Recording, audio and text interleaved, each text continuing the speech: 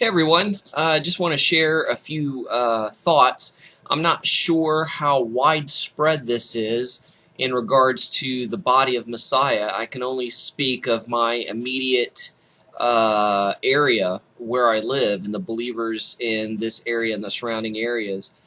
But it seems like we're constantly being reminded that our timetable is not God's timetable. Vice versa, right?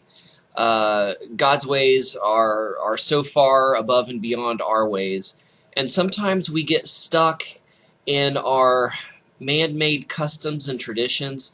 Not necessarily saying that these man-made customs and traditions are right or wrong. They're kind of neutral. I guess it's kind of how you take it. I know there's a lot of people who make a big deal about the secular New Year, that it's a pagan New Year, and prefer to recognize the New Year on the Hebraic calendar as the New Year. But regardless, we live in a secular society. We live in the Western world. Therefore, we go by the Gregorian calendar. It's just the way it is, and regardless of what people think of it, disconnecting the pagan customs and traditions that coincide with the New Year, and just taking the New Year as a change of date on the calendar. Let's just kind of divorce ourselves from those pagan elements and just realize that in our Western secular society, the Gregorian calendar, it's just we start a new year. And so we have been conditioned as a people and as a society that, okay, it's a new year, we're turning over a new leaf, it's a fresh start, and you have this kind of this unspoken rule of, okay, we're going to hit the ground running. We're gonna make resolutions. We're gonna change this. We're gonna change that. We're gonna do things new. We're gonna be motivated. We're gonna be driven. We're gonna be psyched, and we're just gonna hit the ground running. And I think that backfired on us this year. As far as the body of Messiah goes, I think that backfired. I don't think God wanted us to hit the ground running. I think He wanted us to enter this secular New Year in a very quiet, sober, and vigilant way.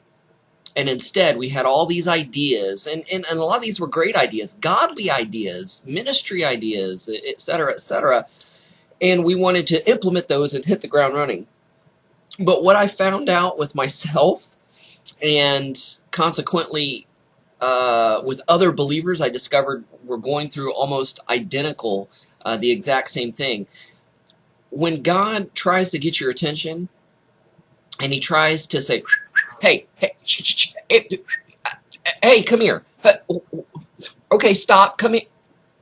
Hey, and He's always trying to get our attention, and we're just so busy running to and fro and here and there and doing this and doing that and being driven, being productive, and we can't listen to Him because we're so busy doing His will. Really, it's our will that we would like it for to be His will, right? We get so busy in doing that we can't hear God. And sometimes He has to take drastic measures to get our attention. And I know it's the cold and flu season, and a lot of people are getting sick, but I'm noticing a lot of believers who are healthy and take good care of themselves, have gotten sick and have just been laid flat out on their back due to illness. This happened to me. Like, I'm that type of person that only gets sick maybe twice a year, right? And it's few and far between. But it was at the turn of the new year, on December 31st, that I got sick, and then I kind of got over that fairly quickly. And here towards the end of January, I got sick again, like really bad, and I was just kind of laid out. And I'm like, God, what is up? What's the deal? And I'm getting kind of angry and getting kind of miffed at God, because I'm like, what are you doing? I thought before this new year you gave me this vision and this edict and this injunction and this calling on my life to do this and to do that. So that's exactly what I was doing. I was preparing and setting things up to hit the ground running and to do that. Well, when God shows you something or gives you a calling and tells you to do something, he doesn't necessarily mean just to do it right away. He may want you to meditate on it and prepare for it, and to just to be quiet and just to allow him to speak through that calling that he's put on your life. Me, I'm like, okay, it's the new year. This is what God told me to do. I'm going to do it and hit the ground running. And I couldn't, because I was stopped by sickness. I was stopped by illness. And I'm like, God, what is the deal? And I was that kind of sick that I couldn't even relax. Like sometimes when you're sick, you're like, oh, okay, I get it. My body's saying I need to slow down. Oh, I'm just going to read. I'm going to enjoy some books and catch up on some reading, or I'm going to catch up on some binge-worthy shows on Netflix or whatever. I couldn't even do that. It's like my whole body, my whole being was in this restless leg syndrome mode, and I was just vibrating, and I couldn't focus. I couldn't concentrate. When I was reading, I would read the same sentence 5 or 6 times, and I'd be watching something, on TV, and I couldn't even follow the storyline, what was going on. I was getting confused, and it was just, I just couldn't relax. And so I'm kind of getting upset at God. I'm like, God, what are you doing? Why are you allowing this to happen? It's like, why can't I even focus and concentrate? At least I could be reading your word. At least I could be doing this. At least I could be doing that. And all of a sudden, the reality of what I was saying and what I was doing and how I was acting just hit me full force. And it was as if God was saying, all I wanted you to do was to be. I didn't want you to do anything. I didn't want you to read. I didn't want you to watch TV. I didn't want you to do ministry. I didn't want you to think. I just wanted you to be quiet. I just wanted you to shut up and listen.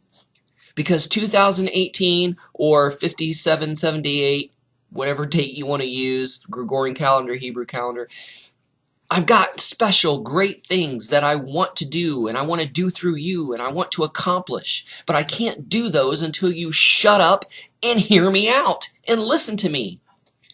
And so I'm convinced that a lot of believers have gotten sick because God wanted us just to be, just to shut up, just to be quiet, just to be, so we could be mentally and spiritually prepared to hear him, to hear what he has to say, to hear further instructions on what he would want us and have us to do.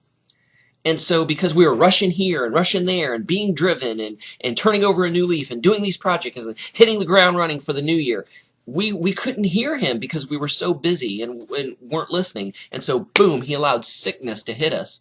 And allowed the sickness to be in such a way where we couldn't even think or couldn't concentrate or couldn't enjoy ourselves, just so that we would be in that state where we finally surrendered and say, okay, I give up.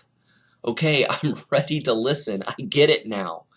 So, culturally, sometimes our culture is not conducive to our spirituality, because culturally it's kind of this unspoken reality that it's a new year, new leaf, be driven, be focused, be purposeful, hit the ground running, do. And that's not what God had planned at all for the secular new year for us believers. I really believe he wanted us to enter it in a very quiet, very somber way. Just going back to that familiar passage with Elijah, going back to Mount Horeb, Mount Sinai, where the Torah was taken, with big pomp and circumstance through a dark cloud and fiery smoke and all this commotion. And and Elijah kind of had to go back to Mount Horeb, go back to where God descended on the mountain to kind of regroup and kind of find himself again. And it says that God wasn't in the fire, God wasn't in the earthquake, God wasn't in all this tumultuous stuff going around, but it was that still small voice that he found God. And that's kind of the way I feel that we believers, beginning this new year, I mean, we basically flubbed up January. All right, we basically blew it. So February, let's be quiet and let's be still and let's say, God, your servant is listening. I'm here. I'm just going to stop. I'm not going to do, because it seems like I'm hitting brick walls. It seems like I'm falling over my own feet. It seems like the further I run and the faster I run, the further I get behind. I can't seem to get nothing accomplished. I can't seem to do anything right. Seems like doors are slamming in my face left and right. It's because God says, it's not time yet. Just stop and be still and listen, because I need to prepare you for what you're about to do, for what I'm about to call you to do. And so let's do that, folks. Like I said, I don't know if this applies to you or not. All I know that it applies to me, and it applies to the local believers in the place where I'm at, in the little village where I'm at. So I'm thinking, if this is happening with the body of Messiah here, it's most likely happening with the body of Messiah everywhere else. So anyway, hopefully you got something out of this, and you were edified, or it really checked in your spirit. You're like, oh yeah, that's spot on. That's exactly what I needed to hear. This is exactly what's happening here too. So anyways, Baruch Hashem, take it for what it's worth, and thanks for watching, and shalom and shavua tov.